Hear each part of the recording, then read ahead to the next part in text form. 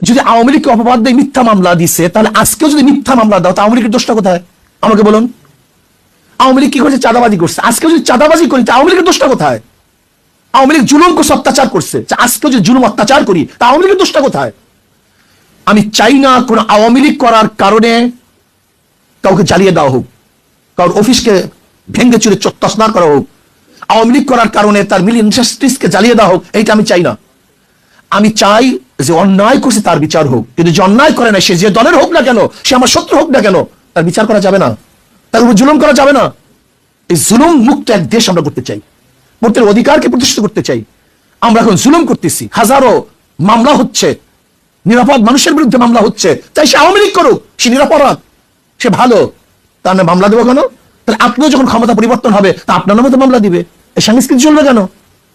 আমরা চাই prime minister রাস্তায় হাঁটবে, কেউ কাউকে বলবে না। বিশ্বাস করেন, যখন সেফটি আইন করছে সেই